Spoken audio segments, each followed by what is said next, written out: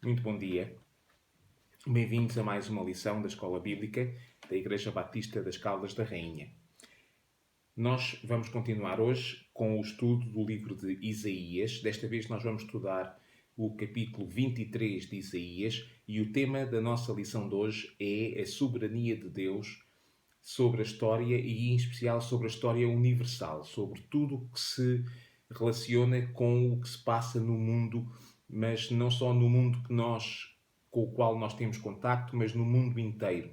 E não só a história que nós conhecemos enquanto sendo nossa contemporânea, mas também a história de todo o mundo e ao longo dos séculos.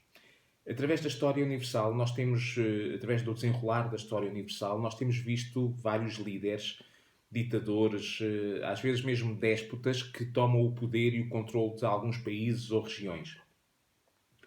Parece que em algum momento da história esses líderes acabam por ser quase invencíveis, tal é a sua arrogância e parece até que o seu poder não tem limites.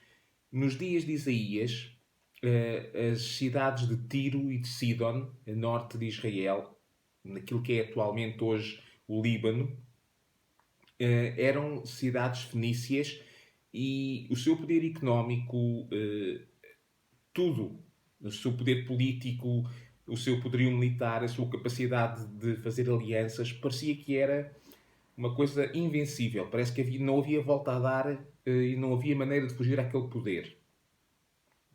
Aos olhos humanos eles pareciam realmente únicos e invencíveis. No entanto, eles nunca poderiam comparar-se ao poder de Deus. E é isso que Isaías lhes diz e é isso que nós vamos ver hoje. Deus era, Deus é e sempre será soberano sobre as nações e sobre a história. E este é o foco especial da nossa lição de hoje.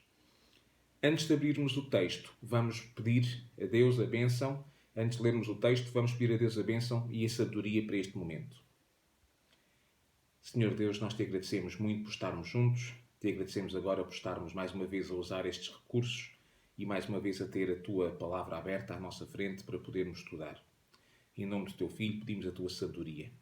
Fala ao nosso coração, ó Deus. Nós queremos ser corrigidos e queremos ser ensinados por ti, porque nós sabemos que na nossa vida há muita coisa errada e que precisa de ser mudada. Por isso, ó Deus, nós queremos mudar para que as nossas vidas possam honrar o teu nome. Em nome do teu Filho Jesus. Amém.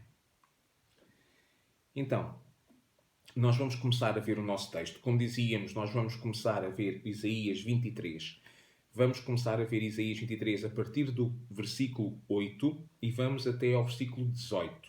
Como é habitual, nós vamos seccionar, vamos dividir o texto para termos possibilidade de olhar com mais atenção para alguns pormenores. Então, em primeiro lugar, nós vamos ver desde o versículo 8 até ao versículo 12, 8 a 12. Depois vamos ver o 13 e o 14.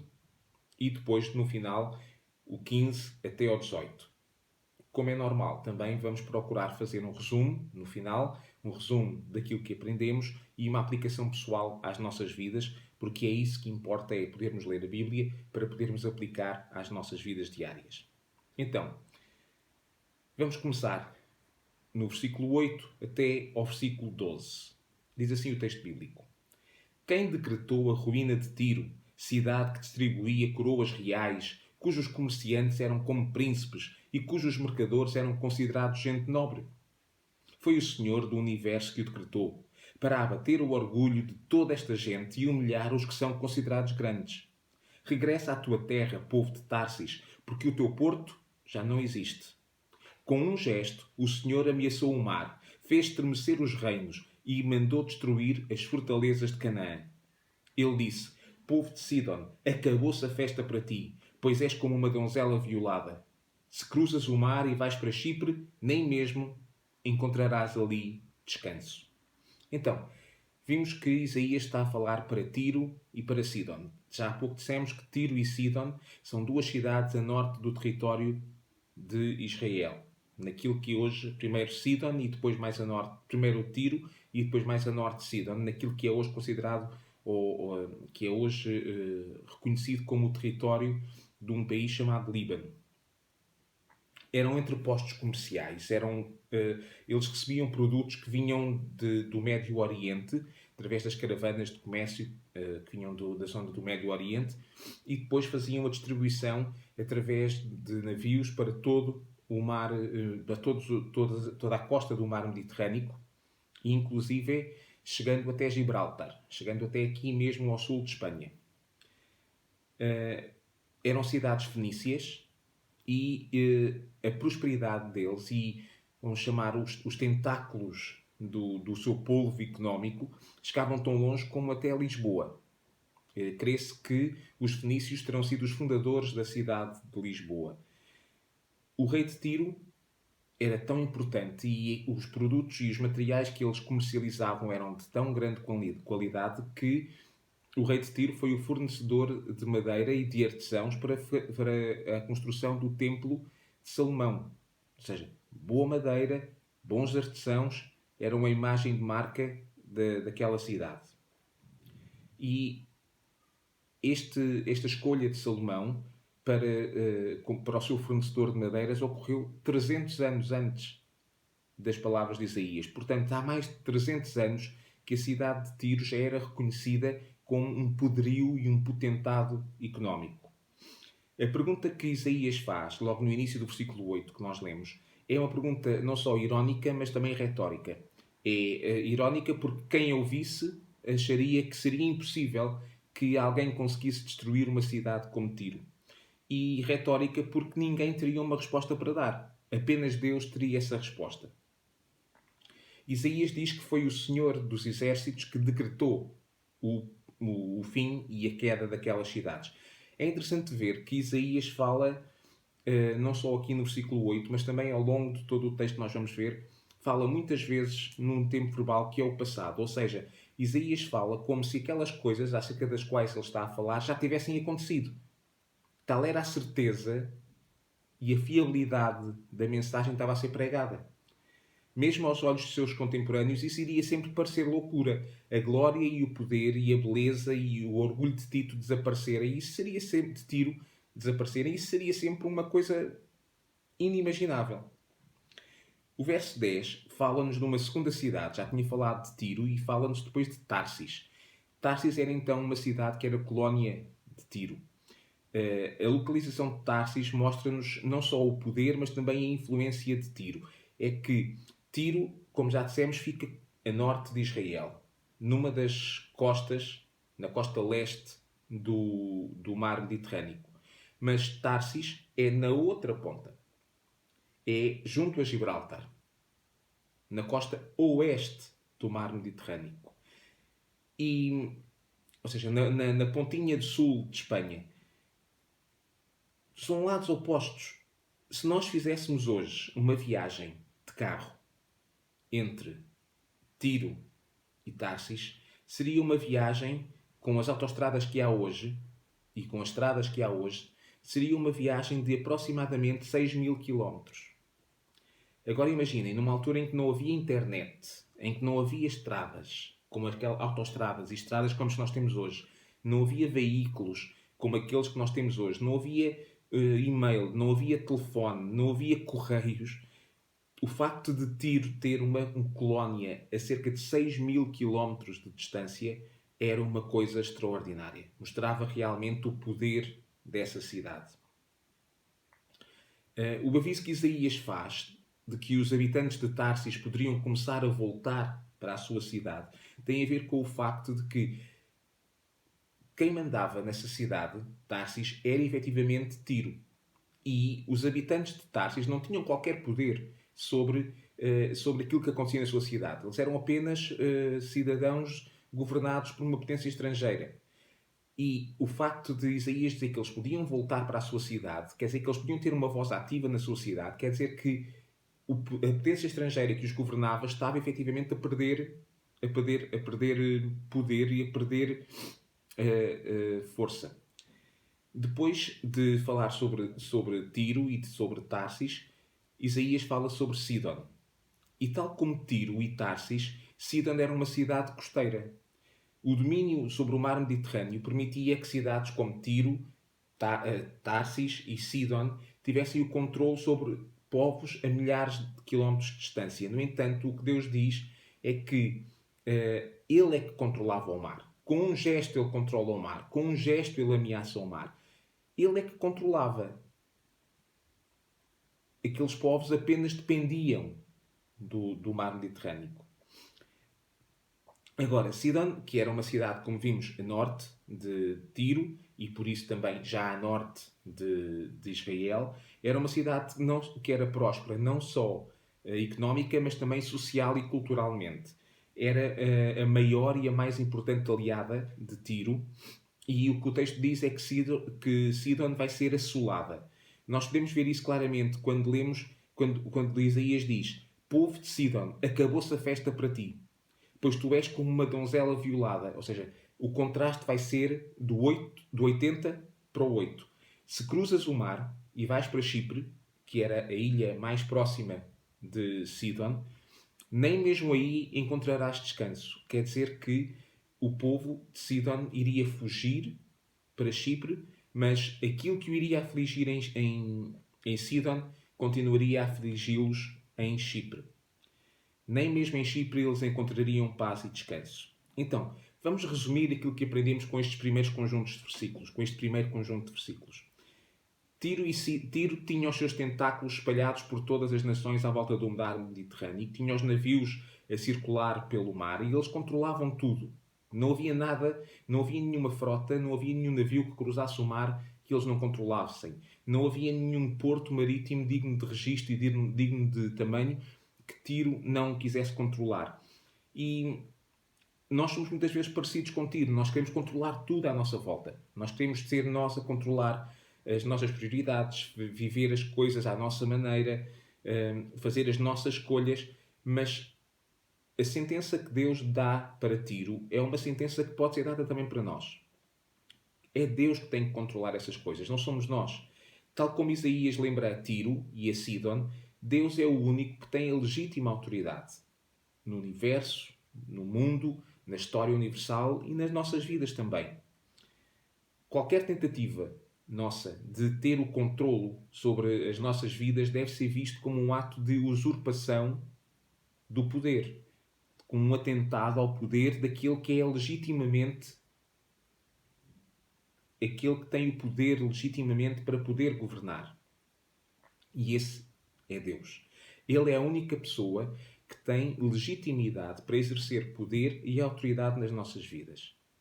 Cada vez que nós não reconhecemos esse poder e essa legitimidade, nós estamos a ser Tiro e estamos a ser Sidon. E sabemos o que aconteceu com Tiro e com Sidon. Depois, outra coisa que ele diz interessante é que quando viesse a assolação, Sidon tentaria fugir, tentaria escapar atravessando o mar e procurar refúgio em Chipre.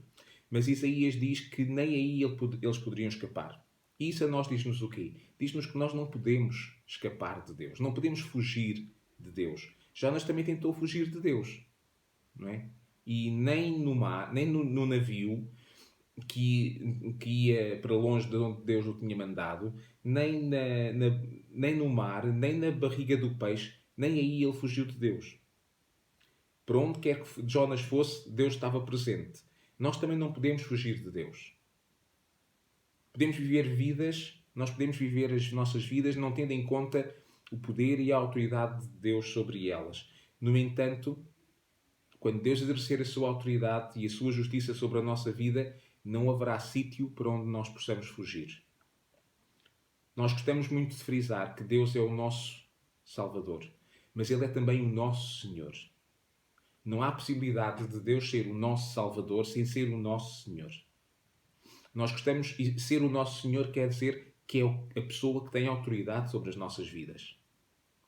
Nós gostamos muito de dizer que Deus é amor. Mas não podemos esquecermos que, na mesma proporção em que Ele é amor, Ele é também justiça. Ponto 2. Vamos ver então agora o versículos 13 e 14. Diz assim, diz Isaías para aquelas cidades. Considera a terra dos caldeus. É um povo que já não existe. A Assíria pôs lá os seus navios, levantou as suas torres e demoliu palácios, reduziu-a a uma ruína completa. Chorem, marinheiros de Tarsis, porque o vosso porto foi destruído. Isaías chama a atenção de Ciro e de Tiro e de Sidon para a Babilónia. A Babilónia tinha sido um império anos antes, séculos antes, e tinha caído e tinha sido substituído. Os caldeus tinham sido um povo que tinha constituído um dos maiores impérios da história universal. Ainda hoje isso é reconhecido, o Império Babilónico.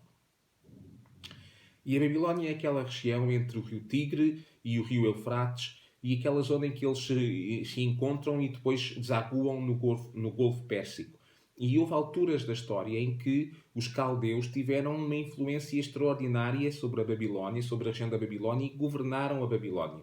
Quando nós lemos no Velho Testamento o termo caldeus, nós podemos associar e podemos ler-se quase sempre como sinónimo de Babilónia, ou Império Babilónico, ou Babilónicos. Por exemplo, o rei Nabucodonosor era um caldeu que governou sobre a Babilónia. E foi ele que atacou Judá, que destruiu Jerusalém em 586 a.C. E foi ele que não só destruiu Jerusalém, como destruiu o templo, saqueou o templo e levou para o templo dos seus deuses, lá na Babilónia, tudo aquilo que era usado no culto a Deus lá em Jerusalém.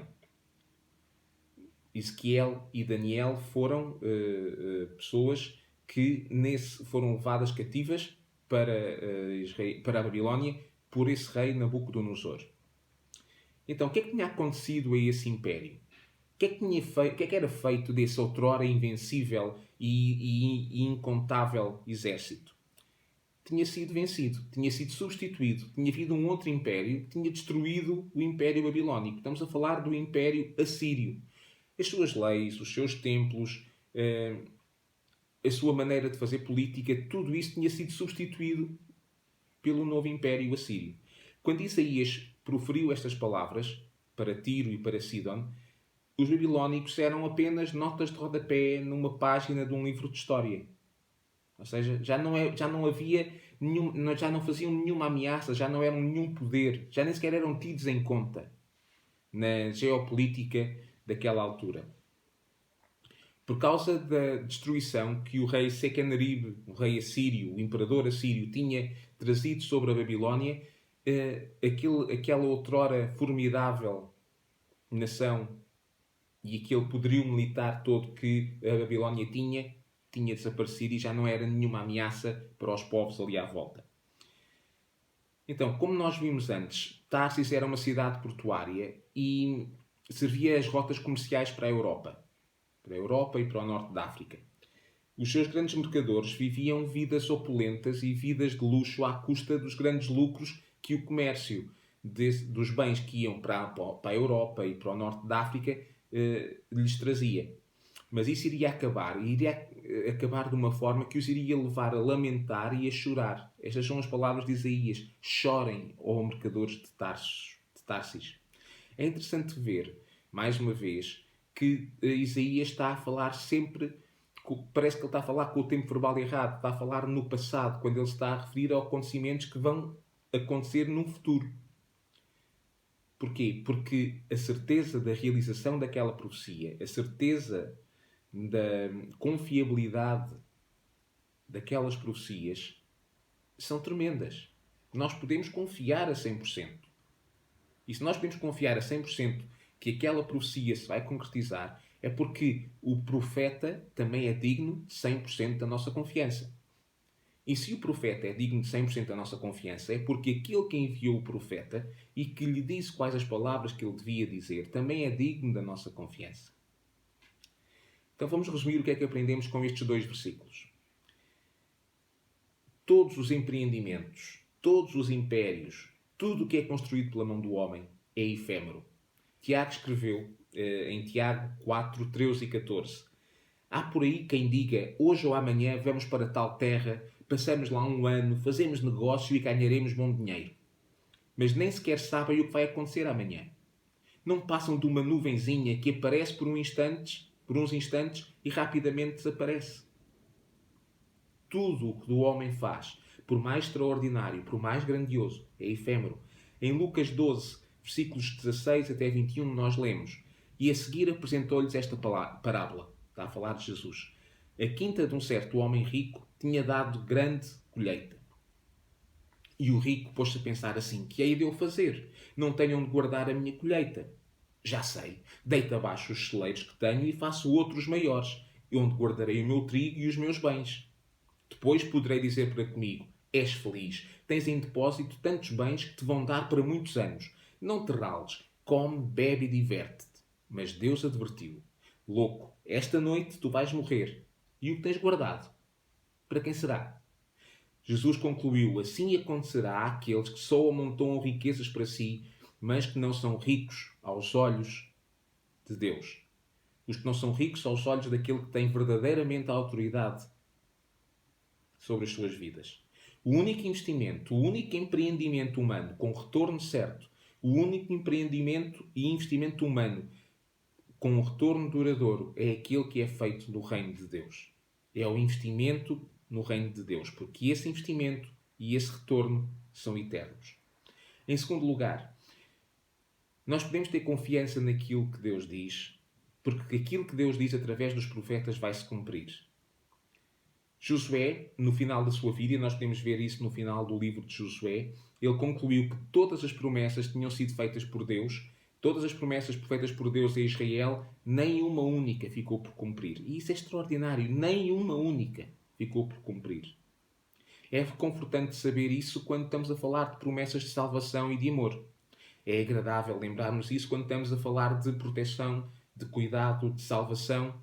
Mas o que temos que ter em conta é que essa regra também é verdadeira quando se fala de promessas sobre juízo e de julgamento sobre nós. Esse julgamento pode vir nesta vida, na nossa vida terrena, no dia a dia, mas certamente virá na nossa vida eterna, que nós vamos viver, seja junto a Deus ou afastados de Deus. Ponto 3. Vamos ler então agora, desde o versículo 15 até ao versículo 18. Diz assim: Naquele tempo, Tiro ficará esquecida durante 70 anos, os anos da vida de um rei. No fim destes 70 anos, acontecerá a Tiro o que diz a cantiga da prostituta.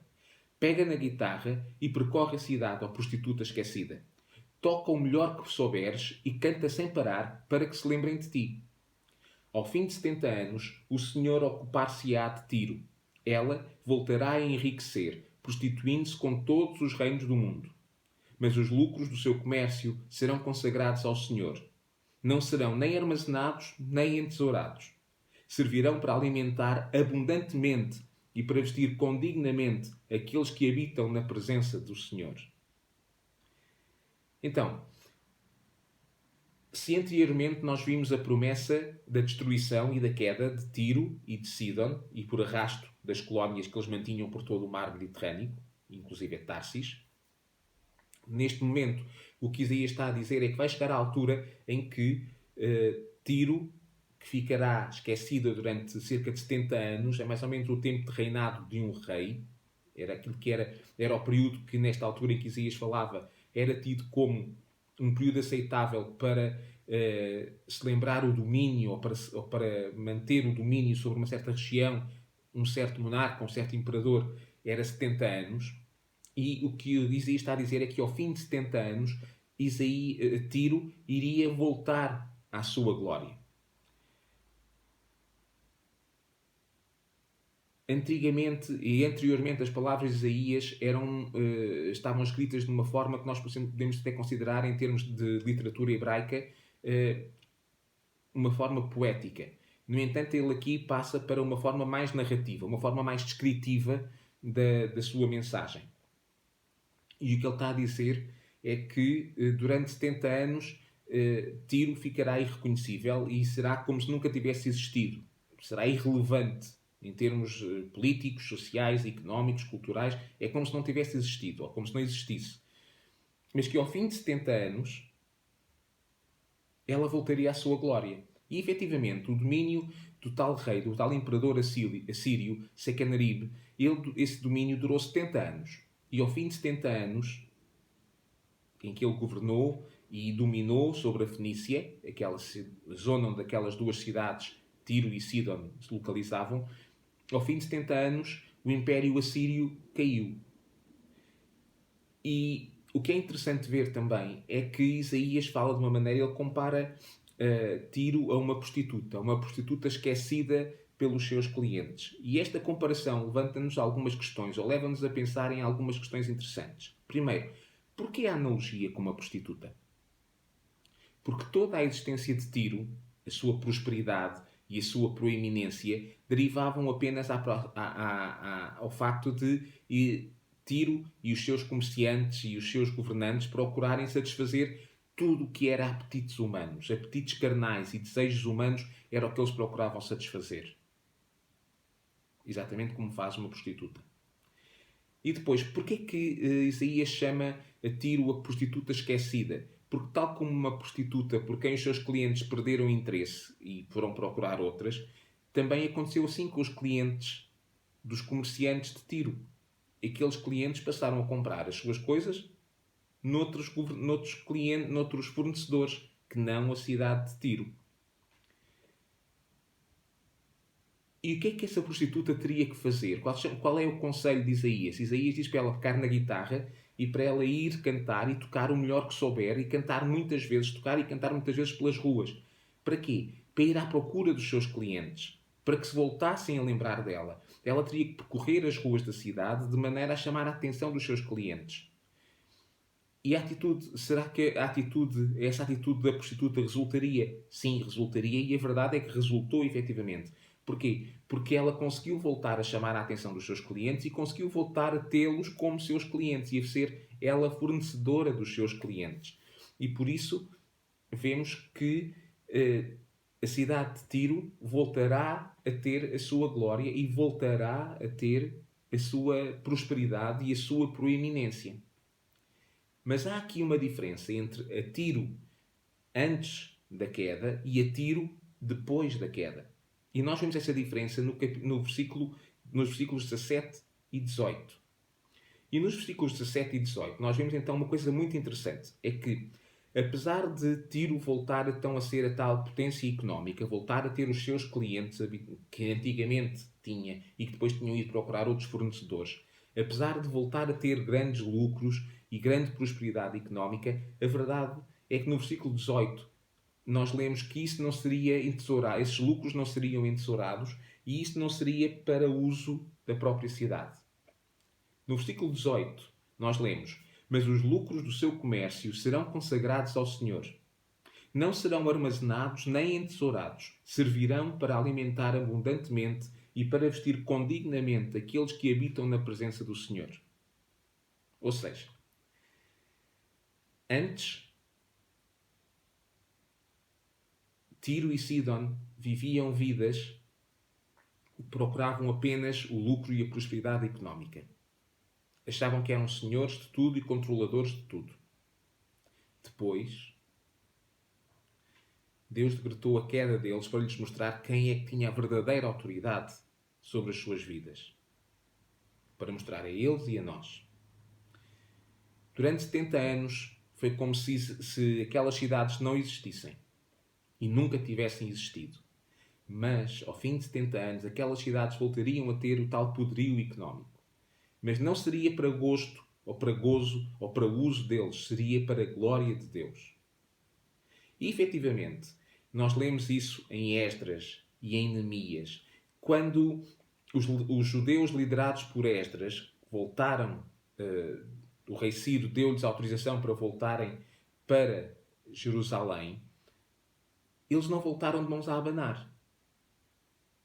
Em Esdras 1, versículo 4, nós lemos o decreto do rei Ciro, que era um rei assírio, que tinha conquistado o império do rei Nabucodonosor, o império babilónico.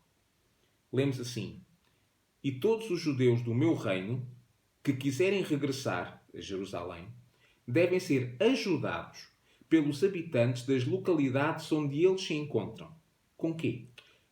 Prata, ouro, gado e tudo o que de mais for precioso, bem como ofertas voluntárias para o templo de Deus, onde? Em Jerusalém. Deus transformou os lucros, a prosperidade, a opulência, a ganância e a vaidade de Tiro em recursos e em provisão para o seu povo de Israel. Ele transformou tudo aquilo que Tiro julgava que era seu e fruto do seu trabalho e fruto da sua capacidade em recursos para serem usados para a sua glória, a glória de Deus, e bênçãos para o seu povo. Então, vamos resumir o que aprendemos com este terceiro conjunto de versículos. A moderna psicologia e a psiquiatria dizem ao homem que o homem é responsável pelo seu sucesso. Que se o homem quiser ser bem-sucedido, o homem tem que trabalhar duro e aprender a maneira certa de usar as suas capacidades para potenciar os seus resultados. Os economistas e os políticos dizem o mesmo aos governantes dos países por todo o mundo. O objetivo é o sucesso e a prosperidade e a felicidade, como se a felicidade decorresse da prosperidade económica. A receita para o sucesso, para a prosperidade e para a felicidade acaba por estar no teu trabalho, dizem eles, no teu trabalho, na tua estratégia, nas tuas escolhas, na tua capacidade. Mas aquilo que nós lemos na palavra de Deus, e por exemplo em Provérbios 14, 12, nós lemos: há caminhos que ao homem parecem retos, mas que no fim conduzem à morte. Foi essa a morte que Tiro e Sidon e as outras cidades como Tarsis, foi essa a morte que eles experimentaram. Porque escolheram caminhos que aos seus olhos pareciam retos e confiáveis, mas no final não eram. A receita para o sucesso, a receita para a prosperidade, a receita para a felicidade não está em seguir as nossas estratégias e os nossos objetivos, está em depender de Deus. A segunda coisa que nós aprendemos é aquilo que está no Salmo 37. Deus está no controle e nós temos que entregar e depender desse controle de Deus. Entregar o controle das nossas vidas a Deus e depender desse controle. O Salmo 37 diz assim: não te irrites por causa dos malfeitores, nem tenhas inveja dos que procedem mal, porque cedo serão ceifados como o feno e como a erva verde murcharão. Confia no Senhor e faz o bem. Habita na terra e alimenta-te da sua abundância. Busca a tua felicidade no Senhor e Ele te concederá os desejos do teu coração. Põe a tua vida nas mãos do Senhor. Confia nele e Ele te ajudará. Ele fará brilhar a tua retidão e a tua justiça como o sol brilha ao meio-dia. Confia no Senhor e põe nele a tua esperança. Não tenhas ciúmes dos que prosperam na vida, daqueles que vivem de intrigas. Reprime a tua cólera e abandona a tua indignação. Não te irrites, porque isso só leva ao mal, pois os malfeitores serão exterminados. Mas o Senhor dará a terra aos que confiam nele. Mais um pouco e não haverá malfeitores. Por mais que procures, não voltarás a vê-los. Porém, os pobres possuirão a terra e desfrutarão de grande tranquilidade. O malvado conspira contra o homem justo e range os dentes contra ele. Mas o Senhor ri-se desse homem malvado, pois sabe que os seus dias estão contados. Os maus desembainham a espada e retesam o arco para abaterem o pobre e o desvalido, para matarem os que seguem o bom caminho. Mas a sua espada se espetará no seu coração e o seu arco ficará feito em pedaços. Vale mais o pouco que tem o homem justo do que a abundância dos maus. Porque o Senhor quebra a força dos maus e apoia os que praticam o bem. O Senhor cuida dos que vivem na retidão e a sua herança ficará para sempre. Quando os tempos são maus, não serão envergonhados e terão suficiente comida, quando houver fome. Os maus desaparecerão, os inimigos do Senhor arderão como erva seca e se dissiparão como fumo. Os maus pedem emprestado e não pagam, mas o justo é compassivo e empresta. Os que Deus abençoa possuirão a terra, mas os que Ele amaldiçoa serão destruídos. O Senhor mostra aos homens o seu caminho e protege aqueles que lhe agradam. Mesmo que caiam, não ficarão por terra, porque o Senhor lhes estenderá a sua mão. Já fui jovem, agora sou velho, e nunca vi o justo desamparado, nem os seus filhos a pedir esmola. Sempre viu generoso e amigo de dar. E a sua descendência será abençoada. Afasta-te do mal e pratica o bem e viverás sempre em segurança, diz o Senhor, que julga com justiça e que não abandona os que lhe são fiéis. Ele protege-os sempre. Mas a geração dos maus será destruída. Os justos possuirão a terra e viverão nela para sempre. As palavras do justo são sábias. Ele fala com retidão. Ele traz no coração a lei de Deus e por isso os seus passos são firmes. O malvado espia o homem obediente e procura maneira de o matar. Mas o Senhor não deixará que ele caia nas suas mãos, nem deixará que o declarem culpado em tribunal. Confia no Senhor. Segue os seus caminhos e Ele te honrará, dando-te esta terra por herança, e verás que os maus serão destruídos. Vi uma certa vez um malvado, cheio de soberba, que se expandia como uma árvore frondosa. Mas desapareceu. Já não existe. Procurei-o e não consegui encontrá-lo. Agora repara no homem honrado. Observa o homem reto. O futuro desse homem é de paz. Mas os transgressores serão todos destruídos. A descendência dos maus será exterminada. O auxílio dos homens obedientes vem do Senhor, que é o seu refúgio nos tempos difíceis. O Senhor os ajuda e os livra. Ele defende-os dos maus e salva os que confiam nele. Irmãos, concluindo, resumindo e aplicando às nossas vidas, dentro de nós há uma Tiro e uma Sidon em potencial. Nós podemos ser exatamente iguais a Tiro e a Sidon. Julgar que a nossa vida depende de nós, julgar que tudo o que nós já conseguimos, o nosso sucesso foi devido ao nosso trabalho, ao nosso esforço. Mas o que o salmista disse, que nós acabámos de ler, é que, e este texto terá sido escrito pelo menos cerca de 300 anos antes daquilo que Isaías disse a Tiro e a Sidon, o que nós lemos é que o sucesso e a prosperidade dependem de Deus, são dados por Deus. A quem? Àqueles que obedecem ao seu nome, àqueles que confiam no seu nome. Deus é a nossa salvação, mas Deus é também o nosso Senhor. Deus é amor, mas Deus é também justiça. O verdadeiro sucesso é aquele que é o sucesso aos olhos de Deus. A verdadeira prosperidade e a verdadeira riqueza é a riqueza aos olhos de Deus. E essa riqueza aos olhos de Deus não se mede pela conta bancária, não se mede pelo carro que temos, ou pelas casas que temos, ou pela roupa que usamos, ou pelas lojas que frequentamos. Mede-se por outros padrões. Pelos padrões que Deus valoriza. E o desafio hoje que Tarsis, que Tiro e Sidon nos fazem é para não sermos como eles. Procurarmos aquilo que Deus valoriza. Procurarmos os padrões que Deus valoriza. E sermos ricos e prósperos de acordo com esses padrões. Como é que podemos fazer isso? Procurando conhecer a Deus, procurando conhecer a sua palavra, procurando conhecer as suas leis e os seus mandamentos e obedecendo. Tiago diz para não sermos apenas ouvintes, mas sermos cumpridores. Aí sim vamos encontrar a verdadeira felicidade, a verdadeira paz e a verdadeira prosperidade e o verdadeiro sucesso aos olhos de Deus.